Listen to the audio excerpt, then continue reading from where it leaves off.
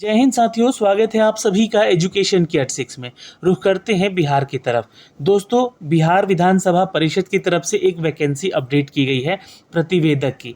अब मैं ये वीडियो आपको इसलिए बना के बता रहा हूँ क्योंकि इसके बारे में हमने जानकारी आपको ऑफिशियल नहीं दी थी। आज से इसका फॉर्म भी भरा जा रहा है और आज 25 तारीख है। मैंने एक फॉर्म भर के भी आपको बताया है, आप भी उस फॉर्म को ज़रूर भर लीजिएगा। 53,000 की सैलरी है, प्लस अलाउंस सरकार की तरफ से आपको अलग मिलेगा। मान के चलेंगे कि 60-67,000 या 70,000 के आसपास की सैलरी आपकी बनेगी, क्योंकि ये लेवल 9 की सैलरी है। ठीक है। और आपको बता दें कि यहाँ पे जो शैक्षणिक योग्यता मांगी गई है, इसी को लेकर छात्र बहुत ज़्यादा कंफ्यूज थे, इसलिए आपको यहाँ से उठा के वीडियो बनाया जा रहा है। तो आपके पास ग्रेजुएशन की डिग्री है, ये तो होना ही चाहिए, तभी आप इस पोस्ट के लिए आप आवेदन करेंगे। पहली चीज़, इसके साथ हिंदी में आंसू लेखन का 150 शब्द प्रति मिनट, ये आंसू लेखन यानी कि स्टेनो की बात की जा रही है ना। इसमें आपका जांच होगा, 150 वर्ड पर मिनट जो है आपका टेस्ट होगा। ठीक है, ये ध्यान रखिएगा। हिंदी टंकन और अंग्रेजी टंकन में भी आपका जांच होगा, यानी कि ये कंप्यूटर पे होगा, यानी कि आपका टाइपिंग टेस्ट हिंदी में भी जांचा जाएगा और अंग्रेजी में भी। इसका जो स्पीड होगा 35 शब्द पर मिनट है, यानी कि 35 WPM है। तो ये आपके पास होनी चाहिए स्किल, है ना। अब यहाँ पे देखिएगा, अपेक्षित आंसू लिपि गति वाले प्रत्याशियों को प्रायतः संख्या उपलब्ध नहीं होने की स्थिति में 140 शब्द प्रति मिनट की आंसू लिपि की गति पर भी जांचा जाएगा। यानी कि अगर आप लोगों में से कोई ऐसे बहुत कम स्टूडेंट मिले अगर, जहाँ पे 150 WPM को घटाकर 140 WPM पे भी आपका जांच किया जाएगा। ये आंसुलिपिक गति पर इस शर्त के साथ नियुक्ति के लिए विचार किया जा सकता है और वे 1 वर्ष के भीतर जो है अपना स्पीड इतना कर लेंगे और इसकी जांच फिर आगे चल के उत्तीर्णता प्राप्त करने के लिए भी आपकी की जाएगी। तो ये नोट में डाला गया है। तो यहाँ से एक चीज़ तो क्लियर हो गया कि आंसू लेखन में आपका 150 वर्ड पर मिनट होना चाहिए, नहीं है तो आपका जांच 140 वर्ड पर मिनट पर भी लिया जाएगा। आप उतना स्पीड लेकर दिखलाएंगे तो आपका सिलेक्शन हो जाएगा। अब छात्र यहाँ पे कंफ्यूज्ड हैं कि इनके साथ सर्टिफिकेशन कोर्स भी चाहिए, क्योंकि देखिए यहाँ पे आपको चाहिए सर्टिफिकेशन कोर्स, किसमें? कंप्यूटर पाठ्यक्रम में। कंप्यूटर पाठ्यक्रम अगर आपने देखिए BE-BTech किया है कंप्यूटर साइंस से, IT से, MCA किया है, तो आपके पास AICTE के अप्रूव्ड यहाँ पे मतलब सिलेबस का प्रमाण पत्र तो वही हो जा रहा है। लेकिन इसमें BE-BTech वाले छात्र आवेदन नहीं करेंगे, अन्य डिसिप्लिन वाले। उनका पाठ्यक्रम जो है कंप्यूटर सिलेबस जो है यहाँ पे AICTE अप्रूव्ड नहीं है। सिर्फ यहाँ पे CSIT, MSc, MCA, IT वालों का ही यहाँ पे है, तो उनको यहाँ पे मौका मिल रहा है। कंप्यूटर पाठ्यक्रम के इलेक्ट्रॉनिक प्रत्यायन विभाग जैसे कि DOCC और NILET, है ना, कि मान्यता प्राप्त है, या फिर DOCC या NILET द्वारा विहित विषयों में पाठ्यक्रम और अवधि के संदर्भ में O लेवल के समतुल्य विषय या कंप्यूटर दक्षता की है। तो अगर आपने इन सभी संस्थानों से O लेवल स्तर पर आपने कोई कंप्यूटर का कोर्स किया है, या फिर आपने किया है DOCC या NILET के द्वारा कोई भी एक कोर्स किया है यहाँ पे, तो आप इसके लिए एलिजिबल हो जाएंगे इस पोस्ट के लिए आवेदन करने के लिए। तो ये तो आपका मैंडेटरी है ही, साथ में ये भी आपका चाहिए, ये ध्यान रखिएगा। अगले वैकेंसी में इसको रखा गया है कि मान्यता दी जाएगी, लेकिन यहाँ पे इसके साथ ही इसको जोड़ा गया है दोस्तों। तो ये जानकारी आपको मैंने दे दी है यहाँ से इसके एजुकेशन क्वालिफिकेशन को लेकर। अब जब आप फॉर्म भरेंगे ना, तो वहाँ पे ये सारे डॉक्यूमेंट्स आपके पास होने चाहिए, जैसे आपका जाति प्रमाण पत्र, स्थायी निवासी प्रमाण पत्र यानी कि जो डोमिसाइल सर्टिफिकेट होता है, और अगर आप महिला छात्रा हैं तो आपके पिता के अस्थायी पता के निर्गत आपका प्रमाण पत्र होना चाहिए। और यहाँ पे पुरुष हैं तो अपना जो है प्रमाण पत्र, विवाहित है अविवाहित है उसका देना है यहाँ पे, है ना। और जो महिला छात्र हैं, ठीक है, उनके लिए अगर ऑनलाइन आवेदन करते समय आरक्षण का दावा करते हैं आप पिछड़ी जाति, अत्यंत पिछड़ी जाति से, तो आपको जाति प्रमाण पत्र, स्थायी निवास प्रमाण पत्र और क्रीमी लेयर रहित प्रमाण पत्र जो कि आपको देना पड़ेगा। यहाँ पे उसका डिटेल आपको मांगा जाएगा। तो मैंने जो सुबह फॉर्म भर के आपको बताया, उसमें जाति प्रमाण पत्र और स्थायी प्रमाण पत्र ही देखने को मिला है। क्रीमी लेयर सर्टिफिकेट यहाँ पे अपडेट नहीं किया गया है वहीं कहीं वहाँ पे। तो जब आप रजिस्ट्रेशन करने के बाद जब आगे बढ़ेंगे, तब आपको NCL का वहाँ पे सर्टिफिकेट देखने को मिलेगा। तो ये ध्यान रखिएगा, फॉर्म भरते समय ये तीनों सर्टिफिकेट आपके पास होना चाहिए, इसको अपलोड भी करना है आपको यहाँ से डॉक्यूमेंट्स में जाके, ठीक है। तो डिटेल देना है, एक्चुअली अपलोड नहीं करना, डिटेल देना है उनको यहाँ पे, ठीक है। तो ये जानकारी यहाँ से दी गई है। तो यहाँ से आप फॉर्म भरने की प्रक्रिया में अब आते हैं। तो आज से इसका फॉर्म भरा जा रहा है दोस्तों, है ना। और इसके लिए जो वैकेंसी निकाली गई है, परीक्षा की जो पद्धति रहेगी, इसकी 3 चरण में ली जाएगी। पहला चरण आपका प्रारंभिक परीक्षा होगा जो कि OMR बेस्ड एग्जाम होगा, और दूसरा जो होगा हिंदी आशुलिपिक जाँच होगा, और तथा हिंदी और अंग्रेजी टंकन जाँच होगा, ये कंप्यूटर पर होगा। उसके अलावा दोस्तों तीसरा आपका इंटरव्यू होगा। 3 फेज में आपका ये एग्ज़ाम होगा, ये ध्यान में रखिएगा। अब जो इसका सिलेबस है आपका 100 आशुलिपि का, तो ये ध्यान में रखेंगे। जो भी छात्र आवेदन करेंगे, हिंदी और अंग्रेजी दोनों टंकन में जांच ली जाएगी। आशुलिपिक के लिए हिंदी की परीक्षा 5 मिनट का ही होगा, और आशुलिपिक में हिंदी की परीक्षा जो है 5 मिनट में 150 शब्द प्रति मिनट के हिसाब से 750 शब्दों को लिखना होगा, आपको टाइपिंग करना होगा। आशुलिपिक के लिए हिंदी में हस्तलिखित अनुवाद जो कि 70 मिनट का समय अनुमान्य होगा। आशुलिपिक में हुई गलतियों में 10% की छूट भी आपको दी जाएगी। तो ये इसकी एलिजिबिलिटी क्राइटेरिया है दोस्तों, ये इसका एग्जाम पैटर्न सिलेबस ही मान लीजिए इसको, है ना, आशुलिपि के लिए। और यहाँ पे आशुलिपिक गति वाले अभ्यर्थियों के लिए पर्याप्त संख्या उपलब्ध नहीं होने पर उनका जो है 140 शब्द प्रति मिनट की आशुलिपि की गति पर उनको शर्त यहाँ पे डाल के उनका जांचा जाएगा। लेकिन 1 साल के अंदर जो है, 1 वर्ष के भीतर आपसे 150 वर्ड प्रति मिनट का स्पीड होना चाहिए आशुलिपिक पे। तो उसका भी टेस्ट होगा आगे चल के, उसमें आपको पास होना पड़ेगा। फिर आपका कंप्यूटर पे हिंदी टंकन में जांच होगा, जहाँ पे 35 वर्ड पर मिनट, और अंग्रेजी में भी होगा, जहाँ पे 35 वर्ड पर मिनट का जांच किया जाएगा दोस्तों। और ये 10-10 मिनट का आपका टेस्ट होगा, ठीक है। और यहाँ पे 1.5% का छूट अनुमान्य होगा, यहाँ पे माना जाएगा। प्रतिवेदक पदों पर सीधी भर्ती के लिए 50 अंकों की हिंदी में, 50 अंकों की अंग्रेजी में, कुल 100 अंकों का 1 घंटे का MS ऑफिस वर्ड प्रोसेसिंग का जांच किया जाएगा। यहाँ पे आपका जो टेस्ट भी होगा वो 100 अंकों का होगा, और MS ऑफिस वर्ड प्रोसेसिंग का जांच किया जाएगा। टंकन जांच और MS ऑफिस वर्ड प्रोसेसिंग जांच परीक्षा में असफल घोषित अभ्यर्थी के चरण की जांच परीक्षा के योग्य नहीं पाए जाएंगे अगर वो असफल होते हैं। तो 50 अंकों का साक्षात्कार भी आपका लिया जाएगा, ये तीसरा चरण होगा, जिसमें कि आपको 30% अंक लेकर आना है, क्वालिफाई करना है। उसके बाद आपका मेधा सूची बनेगा दोस्तों, मेधा सूची तैयार करके आपका सिलेक्शन किया जाएगा।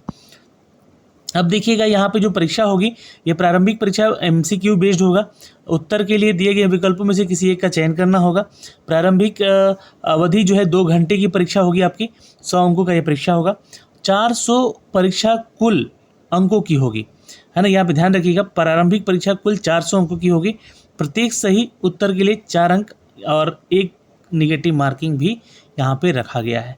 तो पेपर आसान नहीं है, 16 ही पोस्ट है, लेकिन पेपर यहाँ पे अच्छा खासा लिया जाएगा आपसे। सामान्य अध्ययन के प्रश्न 40 होंगे, सामान्य विज्ञान के प्रश्न 30 होंगे, और गणित में भी इसमें इंक्लूड रहेगा, और रीजनिंग के क्वेश्चन 30 होंगे यहाँ पे। ये आपका एग्ज़ाम पैटर्न है दोस्तों, और इसके लिए सिलेबस भी यहाँ पे दिया गया है, ये आपका पाठ्यक्रम यहाँ से दिया गया है। समसामयिकी क्वेश्चन रहेंगे आपके, महत्वपूर्ण राष्ट्रीय अंतर्राष्ट्रीय समसामयिकी घटनाओं से, वैज्ञानिक प्रगति, राष्ट्रीय अंतर्राष्ट्रीय पुरस्कार, खेल खिलाड़ी से, भारत और देशी पड़ोसी मुल्कों के बारे में सवाल होंगे।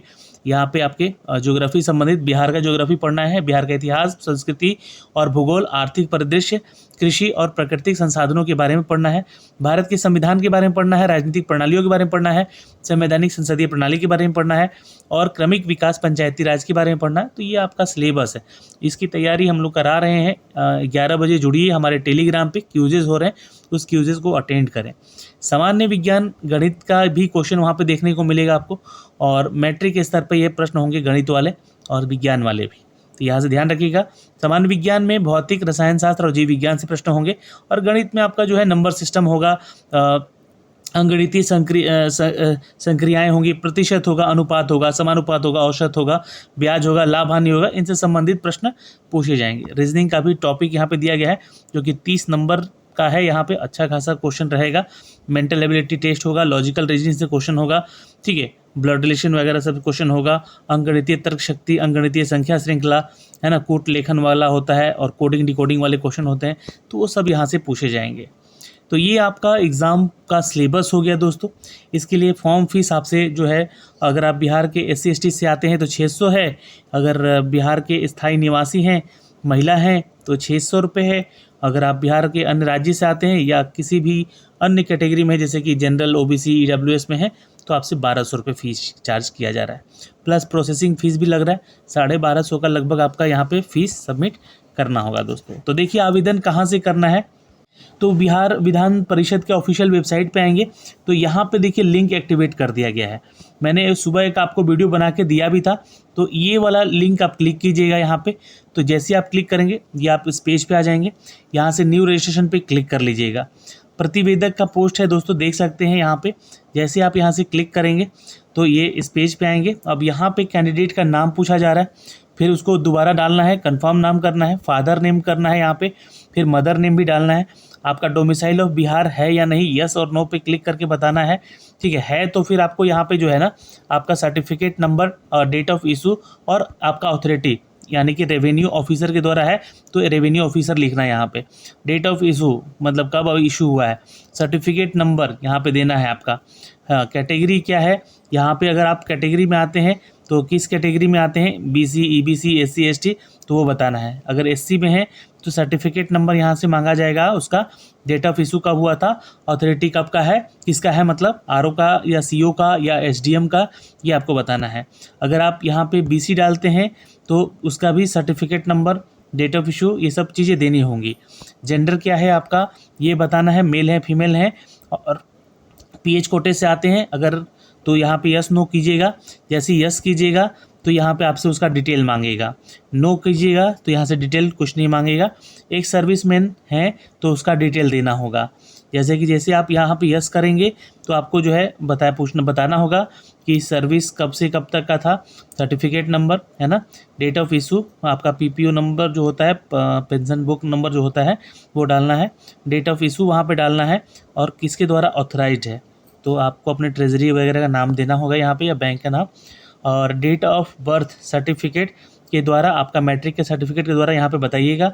एक मोबाइल नंबर, एक कंफर्म मोबाइल नंबर, एक ईमेल आईडी, उसको कंफर्म कीजिएगा यहाँ पे। फिर उसके बाद दोस्तों इस के बारे में देखिए, अब यहाँ से क्वेश्चन पूछेगा आपसे क्या भाई, तो certificate in computer course recognized by AICTE और डिपार्टमेंट ऑफ इलेक्ट्रॉनिक जी हाँ ऑफ कंप्यूटर कोर्सेज। ये क्वेश्चन यहाँ पे यही बोल रहा है कि ये मैंडेटरी है आपका, AICTE अप्रूव्ड के द्वारा कोई भी आपने कोई कोर्स किया है या डियोक या नीलेट के द्वारा कोई सर्टिफिकेशन कोर्स किया है जो कि ओ लेवल का है, तभी आप यहाँ पे आवेदन कर सकते हैं और कर सकती हैं। यह ये सिलेबस का ड्यूरेशन जो है आपका डियोक और नीलेट के माध्यम से किया हुआ होना चाहिए। अगर आपने यहाँ पे नो किया तो यहाँ से शायद आपके आगे जो है फॉर्म भरने का जो है प्रोसेस नहीं लिया जाएगा, क्योंकि ये जो है एलिजिबिलिटी क्राइटेरिया में इसको शामिल किया गया है। ठीक है तो इसको यहाँ पे आपको यस करना होगा और आपको certificate number, date of issue और यहाँ पे अथॉरिटी का नाम बताना होगा कि कहाँ से आपने ये कोर्स किया है। ठीक है तो ये जानकारी आपको यहाँ से देनी होगी क्योंकि यहाँ पे ये मैंडेटरी है। ठीक है ये सिर्फ प्रतिवेदक वाले में है। ठीक है ये समझ लीजिएगा चीज़ों को और आगे बढ़िएगा। अब लेकिन अन्य जैसे कि विभाग है वहाँ पे यहाँ पे ये जो चीज़ पूछी गई है उसमें आपको प्रेफरेंस के ऊपर डिपेंडेंसी है कि आपका प्रेफरेंस मिलेगा वहाँ पे, है ना, कि अगर आपने कोर्स किया है तो आपको प्रेफरेंस मिलेगा। लेकिन यहाँ पे ये चीज़ें मांगी गई हैं तो आपको यहाँ पे ये चीज़ें देनी होगी। ठीक है तो यहाँ से ये दे दीजिएगा। स्पीड आपका जो है 150 वर्ड पर मिनट वाला है या 140 पे है, ये बताना होगा यस करके। और टाइपिंग जो है हिंदी अंग्रेजी का 35 वर्ड पर मिनट वाला है तो यस कर लीजिएगा इसको। ठीक है डू यू यहाँ पे पूछ रहा है कि ये जितनी भी क्वालिफ़िकेशन बोली गई हैं क्या इसके लिए आपने मतलब सब कुछ आपका डिटेल जो है यहाँ पे है कंप्लीट, इसको लेकर बोला है do you possess likely to possess before the advertisement date all the essential and the educational technical qualification prescribe this post, तो यस कर लीजिएगा, हाँ आपके पास है। और यहाँ फिर टिक करके इसको सबमिट कर दीजिएगा। जैसे ही सबमिट कीजिएगा दोस्तों आप आ जाइएगा पर्सनल डिटेल पे। पर्सनल डिटेल पे आपको सिर्फ अपने बारे में बताना है, एड्रेस वगैरह मेंशन करना है। फिर एजुकेशन डिटेल पे क्या क्या एजुकेशन किया है, 10th का, ग्रेजुएशन का, 12th का, और ये आपका ग्रेजुएशन बेस है तो ग्रेजुएशन तक का आपको सारा डिटेल देना है। डॉक्यूमेंट अपलोड करना है आपको, फ़ोटो सिग्नेचर हिंदी और अंग्रेजी दोनों में, और इसका एक प्रिंट ले लेना है। इसके लिए मैंने जो है वीडियो जो सुबह बनाया था वहाँ से इसको आप लोग देख सकते हैं, लेकिन रजिस्ट्रेशन भरते समय जो जानकारी यहाँ से मैंने दी है इसको ध्यान में रखिएगा आप लोग। तो इस तरह से आप जो है इसका भी फॉर्म भर सकेंगे आराम से। अभी के लिए इस वीडियो में इतना ही। आपके कोई भी डाउट है तो आप कमेंट सेक्शन में कमेंट करके ज़रूर पूछ लीजिएगा। जय हिंद।